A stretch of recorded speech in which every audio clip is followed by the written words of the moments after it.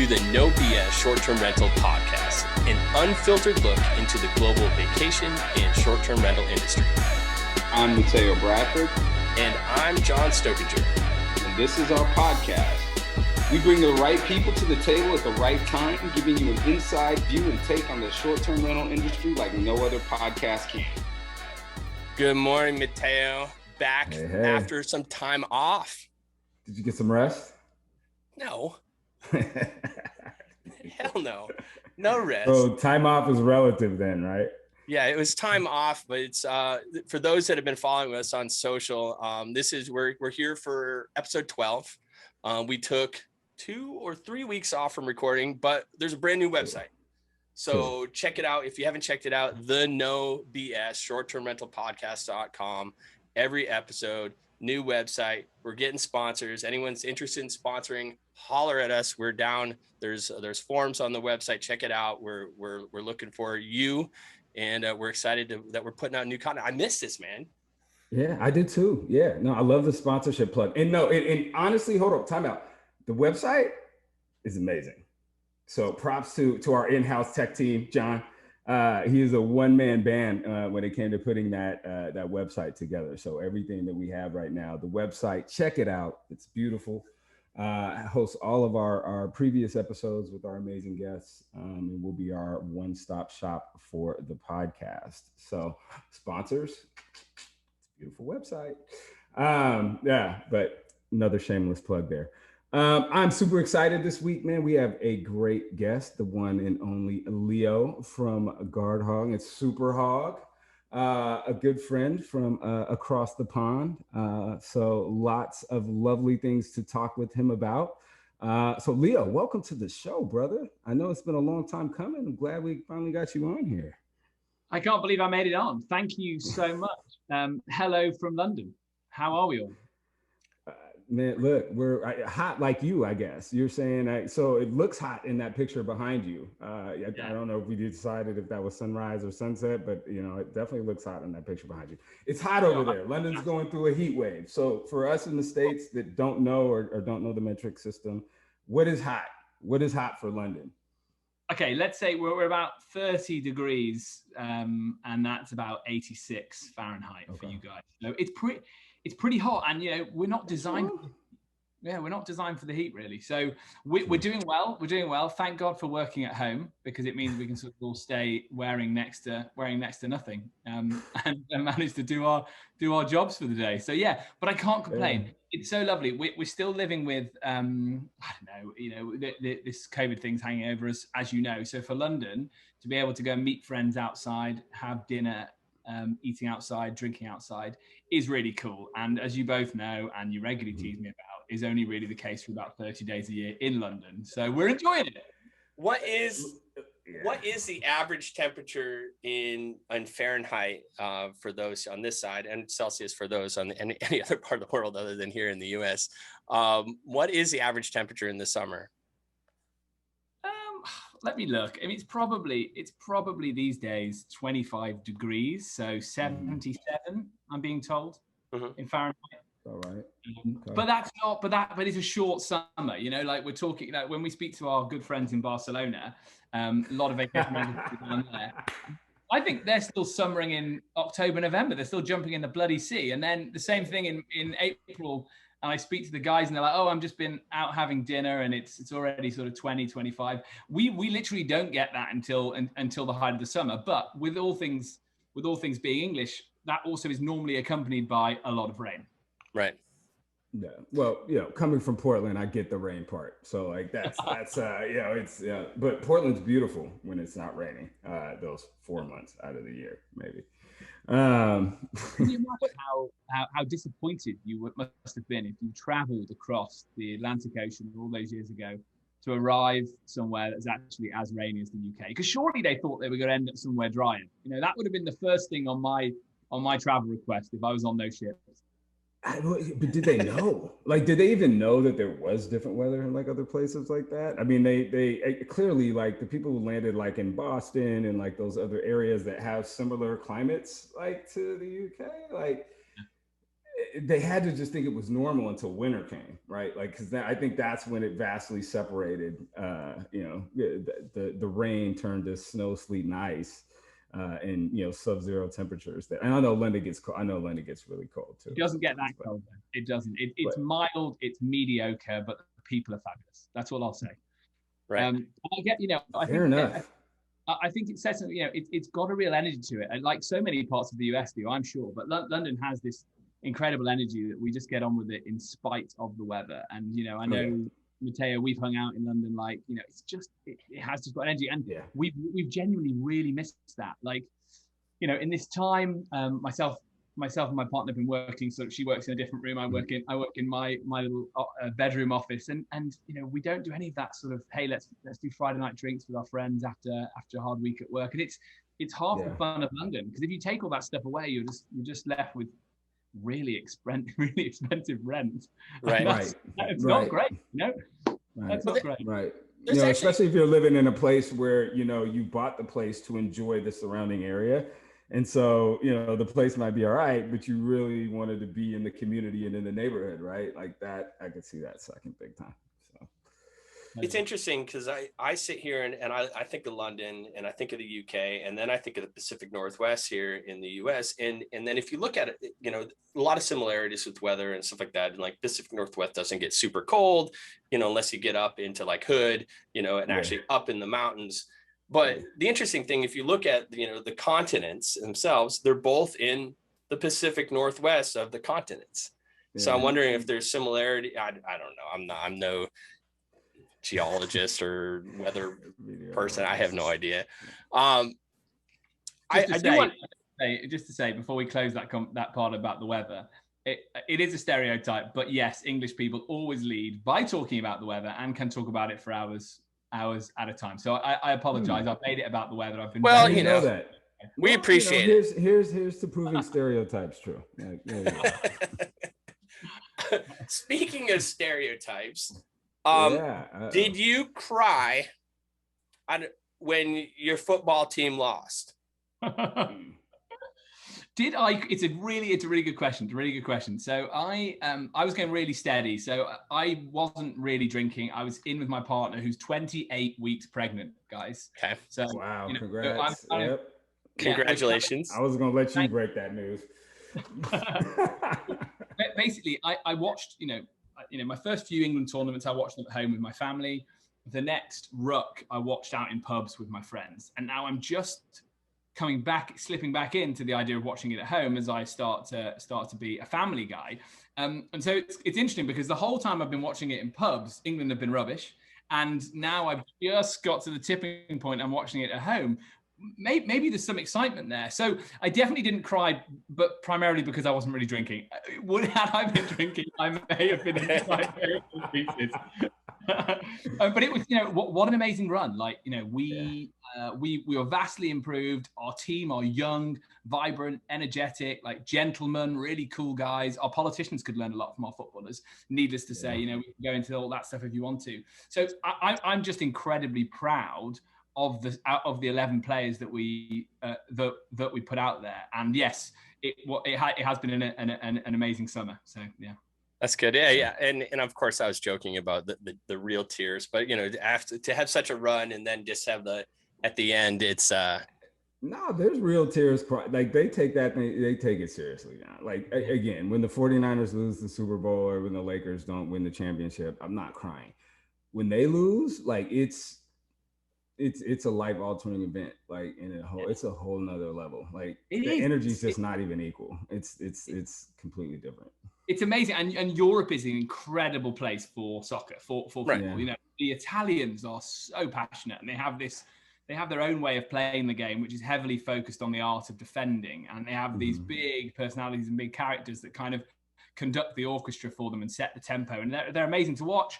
The Spanish have their own flair, the French have their own energy, and then you see the scenes that accompany the game are fans of that country on either like the Champs-Elysees in Paris or in Trafalgar Square in London, or wherever else it might be in Europe, just going absolutely wild. So like everyone's got their kind of they have their moment in the sun where they think they're going to win the tournament. So not for England, it was a big deal, but it was also a big deal for Denmark, who got all the way to the semi-final. Right. The streets of Copenhagen are going wild at the prospect of winning a tournament. And yeah, there's just nothing like it. And look, don't get me wrong, I'm also very excited about the Olympics, but yeah, there's nothing better than England in a tournament, you know, until the next day when things go wild on social media. But in the moment, it's incredible. Right. I have no interest in the Olympics whatsoever right now. Like I honestly didn't even know it was going on until like the track and field prelims a couple of weeks ago when that was, and those were like exciting to watch. But then I was like, oh, I forgot it's the Olympics are coming. I didn't even think about it. I look forward to the Olympics. There's a new news came out today that my wife told me about that it's on the potentially, you know, canceling again. Yeah. Just came out again today that they might shut it down. Because of the numbers. Yeah. Well, I think that's interesting too. Like Leo, like in putting it into the space of like travel. Like I know teams have these loyal followings throughout Europe, and they'll travel to games in packs and and rent buses and charter planes and like actually travel with their team and support their team. Like when do we get back to that? I know that has a direct impact in our industry. Those seasons and sports and, parlaying into other, niche kind of travel that people do. Like, when does that come back? Like, well, didn't it come back like yesterday? Like 36 hours ago? Didn't Freedom Day officially start? So let's get into that, because John has been super excited about Freedom Day and has been wanting. Well, I don't get it. Dig into this. So it's not that I don't get it. It's just I don't understand what it is so far. So like I'm using air quotes for those that can say Freedom Day, and like I've read so many articles about it, and it just doesn't make like. For those that are listening, let Leo tell us. Yeah, for sure. I want Leo to connect the dots for you, because I want you to know. I want you to leave today fully fulfilled with Freedom Day. Thank you. Well, I mean, look, I know we've got time for but we're going to have lots of follow up on the Freedom Day in the air quotes. And again, we might all have vastly different views on it, so totally open to debating too. We've got a situation in the UK where, for whatever reason, the Delta variant of COVID is running rampage through our population. So we're actually at our highest levels probably since about mid-January for new infections. We seem to have broken the link between hospitalizations and deaths. That's amazing news. But there is rumors that hospitals are starting to fill up, and that it's causing sort of people with underlying health issues not to be able to get treatment or to be in the vulnerable category. So we seem to have leapt a bit forward in calling it Freedom Day, because there was talk of people dropping the mask everywhere and trying to get back to normal. But realistically, the UK the population is so densely packed in the cities that these things flare up and whip around so quickly. And someone made this point to me probably a couple of hours ago. I was having a conversation, and their head office of their business, they're in London, but their head office is in Denver, and they travel to Denver regularly. And they say, for the guys in Denver, you get in your car, you go to the office, you get in your car, you go home, you live in your own house with your own front door and your own garden, right? In London, you come up to, you get on the tube like a sardine, and then you get into your office, and then you come home on your sardine box again, and then you come up to your building, and you're going through a communal entrance, and hundreds of flats in the building. A bit like New York, right? It's that same thing. Well, not quite. It's different. So so that's what we're seeing here. We're seeing it whip through the urban areas. We're seeing it more contained in the rural areas. And what it means for travel technically is that we're trying to say, hey guys, you can come in from outside and book a holiday in the UK. And what I suspect is going to happen at the European Union level is they're going to say, well, hold on a minute, we don't really want our population going into the UK, because it's going to be one big variant factory if you're staying open, and catching those variants and then bringing them back to Europe, where maybe they haven't rolled out as much of the vaccine as they ought to have, or as we have in the UK. And so I think we're trying to paint the picture that it's problem solved, when clearly it's just the start of a very new phase. And that new phase is, how do we learn to live with COVID? And so to your point, Matteo, like vacation rental, so many of that is so much of that is powered by people traveling to watch their sports team. 60,000 fans pack into a stadium. There's probably 25 stadiums across the UK that have that. Across Europe, we're in the hundreds, right? You know, every weekend that's going on, people are milling around. Yeah, I struggle to see how that's going to be able to go on for the whole year. I think they're already talking about stopping that sort of thing, and maybe creeping back a bit slower, which I think doesn't help our industry, because if people can't get on planes and trains and do these sorts of things, then they're just going to do what they did last year, which is have a holiday really close to their home where they can drive. It's secluded, it's rural, it's by the sea, and then they know that there's very, very little chance of it being cancelled. Right. So let me ask you this. You know, in terms of like vaccine rollout and vaccine attitudes, you know, it's, you know, here, in the United States, everything commingles with choice and freedom, right? And so, you know, people don't really like to be told what to do here. And, you know, regardless of what you think about the vaccine or not, like, you know, people have the right to feel the way that they feel, but there's a stark reality of where the science comes into play. And, you know, with this Delta variant, like, you know, the facts are showing people who are vaccinated that get it aren't dying. People who aren't vaccinated and get it are dying. And so like you're starting to see clearer lines around that. And, you know, for us, like in Georgia, the, you know, vaccination rates are abysmal. They're 39% are fully vaccinated, 44% have one shot.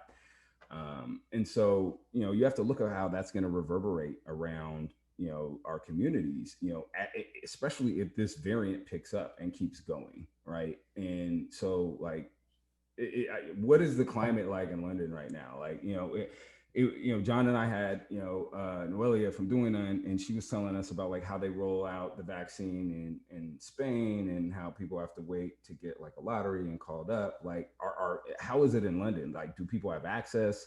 You know, are people getting vaccinated, you know, who are in the city? Because, you know, the density thing is real, right? Like, that's why we saw New York, you know, Chicago, all these other cities where you're on top of people and have nowhere to go and have those communal spaces, like not have the outlet to social distance. And you saw what their numbers were. Yeah. Yeah. Are you guys having, I know I'll answer your question, Matteo. Let me ask, are you seeing the Delta variant the same way we're seeing it in the UK? So we are in, I think we are in hot spots, you know, and it's typically correlating with states with high, you know, or low vaccination rates. And they're seeing hospitalization rates come up, but I mean, we're seeing it significantly. Yeah, we're worried about it. For sure. You know, the exciting thing is we might be close to, you know, this being our last bad wave, right? Because more and more people get vaccinated, and then the boosters come, and away we go. But it just feels at the moment like we've taken a bit of a dive off the Olympic diving board after maybe doing 3 sessions of diving. That's kind of how it feels. So you know, there's a bit of a leap into the unknown going on, and you know, I want the industry to you know return to the industry in itself actually hasn't had a bad couple of years, in the sense that most people's vacations they did took were in the vacation rental space. That said, it could definitely be doing better, but there is just this fear and anxiety around the fact that if we all start taking bookings with confidence, then we have to refund people again. That's obviously a really dreadful place for us to be. But you know, hopefully it will hold, and as the key bit there is you know, the link between death and hospitalization, fingers crossed, looks like it's been achieved. But as you say, Matteo, not everybody's been vaccinated, and the problem is that it's the younger people who haven't, because they're the ones who they haven't quite got to them yet. And you know, younger people who don't have you know, partners that are 28 weeks pregnant are the ones going to watch football games in pubs and crying on each other's shoulders, John. Yeah. You know, and spreading it. It's interesting because here in the U.S., I think, you know, I saw an article that was talking about, you know, these hotspots of the Delta variant here. One of them being Branson, Missouri, which is it's similar to where Matteo and I, you know, actually met in the Gatlinburg, you know, Pigeon Forge area. It's this interesting. It's a drive-to travel destination that is around drinking, lakes, and like shows, going to see shows. It's an interesting like in like amusement park type like style setting, like It's a great if that's what you're into, but it's like a lots of people packed in together, and it's, it's also in the middle of the US where, there are less vaccination rates.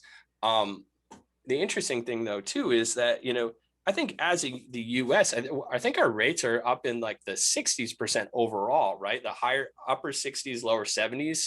I don't know. There's so many different news outlets. Yeah. So I don't know what I actually trust or what I don't. I don't even know if I trust the CDC, of what is actually coming out. Again, government's behind it all. So what kind of agenda are we pushing one way or the other? It doesn't really matter.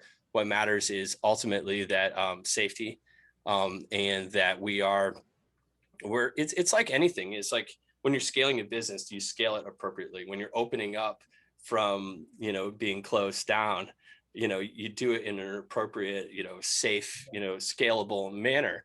And this whole Freedom Day to me, and again, why I wanted, what just, was it Boris came out and said the big, I love that guy, by the way, and his hair, it's absolutely amazing. It's the same with Trump. His hair was amazing too. I think they're two peas in a pod. They very much are. They very much are. A pod that I would be devastated to see growing in my garden. But there you go. Yeah. I'm gonna staple my lips shut on this one. Just keep it moving. They don't get any airtime from me. I want to hear it. Mm-hmm. That's what it's about. Yeah, another day. We're talking about Freedom Day. It does feel that way though, John, doesn't it? It does feel like we're why not just go a little slower? Why not just, just sort of do it in a way that is responsible? And I think I won't go too much into Boris, other than to say I've actually met the guy a couple of times, and maybe that's a story for another day. But I did manage to give him a good old teasing about something which I was really proud of. But that probably is a story for another day. And I think he is the wrong man for the crisis. You really want an attention to detail kind of leader, someone who's done their homework. Whereas in the good times, you probably do want a showman who's going to sort of inspire business and say, hey, the UK is open. Here we go. Let's put all your money here, invest, let's go. But actually in a crisis, I think you want the more sort of head teacher type leader rather than Boris as a leader. So I think back to what you were saying, Matteo, about people following rules. We are actually in Europe, we're incredibly compliant. We're incredibly compliant. You Americans must laugh about us being rule followers. But I think in the UK, people now really see that they have to make their own choices on things, because you can't fully trust the government message because it's changed so much. And actually, is it led by science or is it led by pressure from business to get things moving? And we all understand that because we're all business people. But at the same time, we all want to protect our families and our communities too. Yeah, and I think that's an interesting point, because on our side, there's a healthy level of skepticism and other things around surrounding everything, and so this just is a continuation of kind of the broader feel like in the country, and but at the end of the day, there is science that is valid, that is real, and unfortunately there are powers that just again, there's people in this country that just like to be anti everything. And, at the end of the day, they're emotionally driven. They, it's hard for them to go against what they feel is right or not. And, when they're consistently being pandered to and consistently being fed, it's confirmation for them. And, unfortunately, with something like this, it's going to lead to people getting unnecessarily sick and, unfortunately, people unnecessarily dying. And, again, until that's proven to not be the case, right? then, it's going to continue to happen. And it's just unfortunate on multiple levels. And, I think you said something that's pretty powerful in the fact that it's a choice. And, oftentimes, we in America struggle with the choice of, I have the right to do it. I have the freedom to do it. I don't want you to tell me what to do, but is that overshadowing doing what's right? And unfortunately, our history has shown us that it takes times of extreme tragedy for us to get the commonality of, oh yeah, we are all in these things together. Oh yes, granted, there are things that you need to be able to do for the good of others outside of yourself. And I think, we're challenged in that space because, whether it's wearing a mask or whether it's going out. And, again, we've seen this in a way that I don't think in my lifetime I've ever seen it, people just pushing back. And so there's this level of exhaustion of, people feeling like their livelihood and their rights, as a citizen are being, trampled upon or being, infringed upon. And it's just, I don't want to completely dismiss it because those are people's feelings and that's how they feel. And unfortunately, there's, people have, when you say, oh, we don't trust government. Well, there's reasons people don't trust government, right? Like at the end of the day, but that doesn't mean the government in totality is bad. And so that's the argument that we're dealing with, and pushing past misinformation. Cause that's to me, the biggest issue is, whether or not, the science is showing us now it's saving lives. And so for these narratives to continue like, oh, people are spreading wild things, it changes your DNA and all this other stuff, like do your research, like really do your research. That's the problem. Like, don't just take it from, somebody who's feels this way or heard it from another source, like being some guru on social media. Right. Or some podcast guy or some, or some blog that, again, if they're not the scientists and they're not the science, like follow that. And, again, because we are all in this together. And if we don't want to be locked down again, we have to do the things that are not going to create scenarios where that needs to happen. So we don't laugh at y'all for being compliant. We don't laugh at you guys for being compliant. We laugh at you guys for being overly compliant. That's the problem. There's a difference. It's overly compliant. No, I think you make a really good point. And so whatever we can do to help avoid unnecessary risk is good, right? So wear your mask, do that sort of stuff, and try and get back to normal safely. From that point of view, I think our industry has shown itself to be incredibly resilient. It's that idea that the vacation rental space can morph and change and evolve. If people want to go to tree houses in the forest for the week, suddenly that's the cool thing to do, because it means you've got a really private, nice, secluded time. You're not going to get cancelled.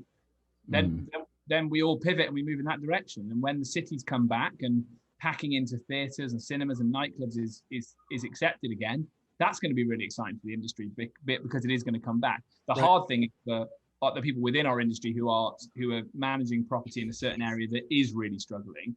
And that's where I think compliance with the rules and opening up slowly will only help those people, because it will mean we don't get shoved back into some terrible lockdown again, which is going to ruin the momentum that we've got as an industry. Because I'm a very optimistic person, as you both know, but this has been so amazing in lots of ways for vacation rental, because people who never stayed in a vacation rental and only stayed in hotels last year, do you know what? They stayed vacation rental and they probably enjoyed it. So we're in a really, really good bit of momentum. And as individuals, we've probably all had, and let's be really honest about this, we've actually all probably had fairly easy pandemics because we all work remotely, and we managed to pivot our businesses towards where the new property was coming on. And obviously not everybody has been as lucky as us in that respect. So I can understand the need from certain quarters to want to get back to things quicker. But I just think patience is a virtue here, and it will mean that we have a better sustainable recovery. A big thing that we've mentioned as well as a three is meeting at conferences, right? That's an amazing thing for the industry. Like, we have this, you read about the Silicon Valley effect, right? In the 90s, where all these developers were meeting in coffee shops and hanging out and talking and problem solving. And I always think that the vacation rental industry does that, but like in a caravan. So if we all pitch up in Barcelona, then we all walk away from Barcelona with some new, fresh ideas, and we've all helped each other a little bit. Same thing when we all meet at VRMA or the Short Stay Show in London, which we're hoping can happen in September. We all get something from that. And so, as entrepreneurs, we've all been missing that creative time. Please, can it happen soon and safely? That'll be great. Let's talk about, you mentioned pivot. talk to me about how Superhog / Guard Hog. What, first of all, is it Guard Hog or is it Superhog? Because I want to make sure I get it correctly, because I see both. Yeah, no, that's fair. So Guard Hog is the parent company. Superhog is the product that we sell into the vacation rental space, which is the protection that sits behind biometrics, and then the $1.3 million guarantee. Okay, tell us about how COVID or how there's been a huge boom in the industry, and now we're talking about things reopening up officially again, and we're hoping it's going to stay safe. But how has this affected Superhog, and what have you seen in personally in what you're offering? Are you offering different things, or you just opened up? Are you expanding? Like how has it changed, and for both positive and negative? Yeah, I think it's a really good question. I'll try and answer it. If I'm waffling, just cut me off and send me back in the other direction, because I could talk for hours about it, really. I think we were obsessed with the urban before lockdown, before COVID. We were just obsessed with chasing another city and tapping into the vacation rental market in there and dealing with it. And we really didn't think about the other segments as much as we should have done. So the first learning for us was, well, look, our industry is wherever someone lays their head at night that is not a hotel room, that's us, and that could be, that could actually be a glamping site. Doesn't even need to be permanent structure. And so we pivoted Superhog in the direction of being appropriate to anyone who's hosting somebody for a night. And you have to react then to, from a pricing perspective, you have to react, and we really had to think on our feet, because no one had the prospect of making any revenue, at least for 3 to 6 months. And I guess at that time, people thought they might not make any money for 2 years. Some people probably haven't made any money. Another point. So it was all about making sure we were fluid in our approach to pricing, to pitching people in an appropriate way. And our solution has never been more needed, because if you've got limited bookings all of a sudden, the guest, for the first time in my career, is suddenly the commodity that everybody's desperate to get. Whereas previously it had been the property. People hadn't had guests coming at them from Booking.com, Airbnb, their own direct websites, wherever, and they needed to get more properties. That was everybody's focus. I'm sure you've seen that too, guys, right? But suddenly in COVID, it became the guest that was the commodity, because they were so hard to find. And that's the time when you might be susceptible to taking a bad booking and just get caught out, right? So that's we had to really make sure that we were protecting our members and making sure they weren't taking bad bookings, and we were feeding them the right information and protecting them in the right way so that they could make smart decisions. Because we know from our insurance business that and our knowledge of the industry that there were Airbnb party bookings, Booking.com party book bookings, all the major channels and direct websites are seeing this, people booking and selling tickets, or the nightclub is closed, so the nightclub becomes the home, and then the more sinister stuff. And we didn't have a single incident of that on Superhog, because obviously the biometrics do the job of taking those guests away. So yeah, it's never been more important than it is now, and B, we had to react to our situation and start casting a net further afield. Interestingly, as well, the USA opened up to us in a way that I don't think it would have done had it not been for lockdown, because culturally, suddenly, everybody was selling to one another and speaking with one another on video call. Right. And your presence was just, okay, I've got 30 minutes. Let's talk. And I think Matteo too, because Matteo and I spoke probably monthly, maybe 3 weekly, didn't we, during the really tough. We spoke quite often. Yeah. Especially in the early parts too. Yeah. And my view on it, and I said to my team, I was like, look, just talk to as many people in the industry as you can. Like, get to know how everybody's doing. Let's just talk. Let's just be part of this community. And we're not selling anything today because there's no booking. So we're just talking. And we really focused on those 30-minute Zoom calls with anyone and everyone in the industry to bring that community together in a way that you could only do at the conferences and events.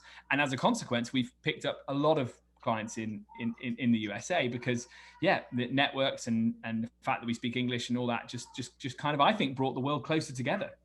Yeah.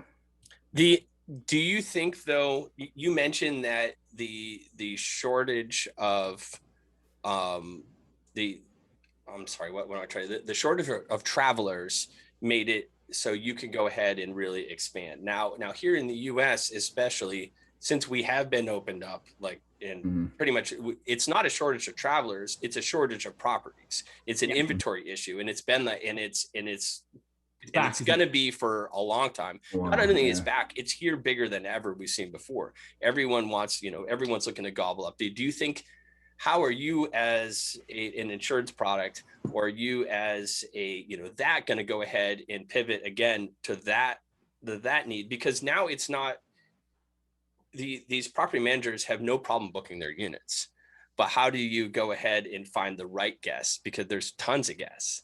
Like how is that going to affect? Yeah, I think it's a good question. Well, I think for starters, it's in Europe. It definitely there was about 6 months where it was the guest that was the commodity, and the property that nobody suddenly cared about, and everyone was like emailing their host, telling them not to expect lots of bookings. And then it did just completely snap back. Amazing. And again, this is why I'm optimistic about the industry, because it's in people's travel plans now to book a vacation rental more so than ever. But yeah, undoubtedly, it's a massive challenge. All the property managers I work with are obsessed with how they get more supply. But even with so many guests around, it's still really important that you send the right guest to a property and you send the bad guest away, ultimately for the reputation of the industry as well and your business. So if you've got 50 vacation rental apartments in Manchester, and you're known as the guy who looks after them really well, and you stop the party bookings coming, then you're going to grow more inventory that way. Right. If you're the guy who says, "Oh, we let any old booking in," then you're pretty soon your hosts are going to say, "Don't give them to that chap. Give them to the other guy who does all the vetting." And that's incredibly important. And that's what we try to do. Like let's stop problems before they can even start. And on a bigger level, on a macro level, I want to be part of changing the reputation of the industry as being the destination for a party booking. And I think we can change it. There's lots of good people out there flying the flag for this, you guys included.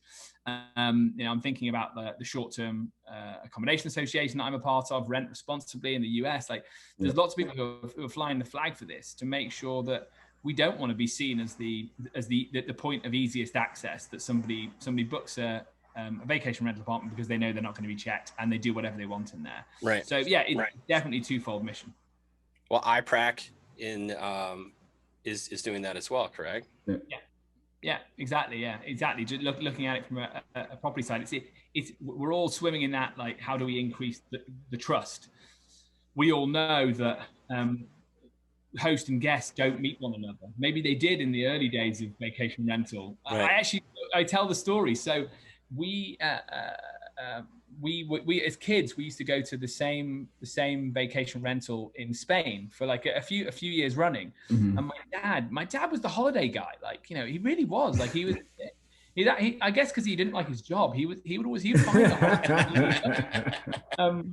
Because lots of people say, "Oh, it's the mum who books the holiday," but not in my house. My mum worked too hard, and my dad was like, "Oh God, when can we get away? I hate this." He found this vacation rental in a magazine, I think in the 90s, and that was it. We went there year on year because we got to know the owners. They met us in person, and then they buzzed off. We could always call them on the landline phone, not the mobile, if something went wrong.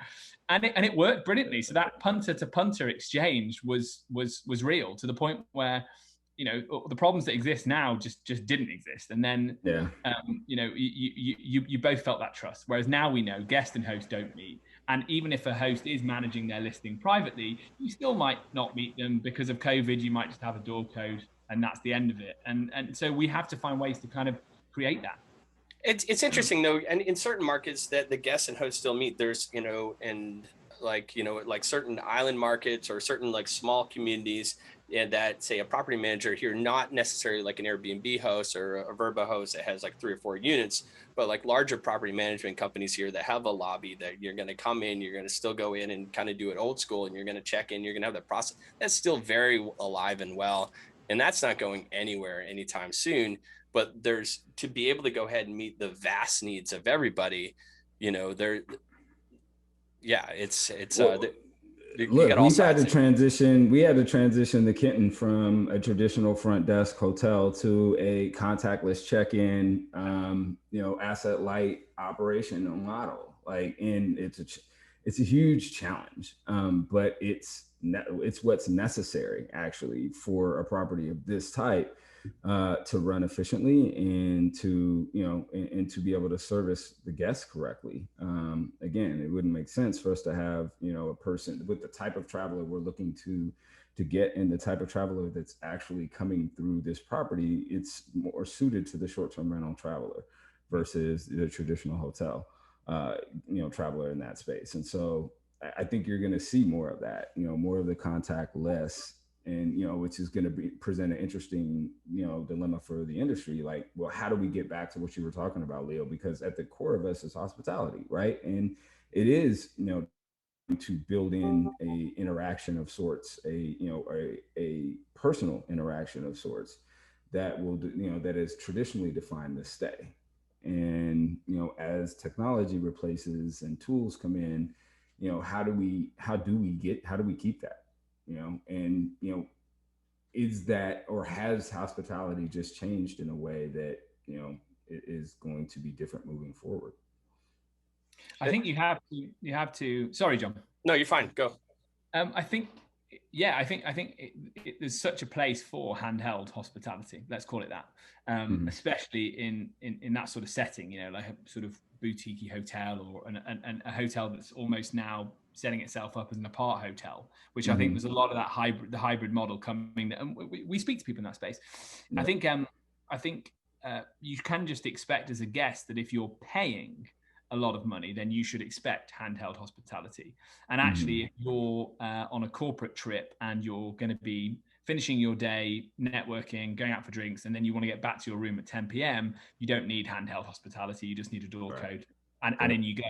And the more versatile we all are as suppliers, and the more tools we have, the more the more there'll be that crossover. And sure, there's going to be more of that crossover because Marriott are in the space and Accor are in the space. So, these guys are experts at that type of hospitality. So yeah, but I do agree with you. I think hospitality has changed, and I think doing it at scale, you still definitely want to provide that experience to someone so that they know that they stayed with you, right? They don't just associate it all with the booking platform that they booked on. You want them to know that you were involved in that. And I think, guest apps are one option, aren't they? But yeah, you can't beat the personal touch.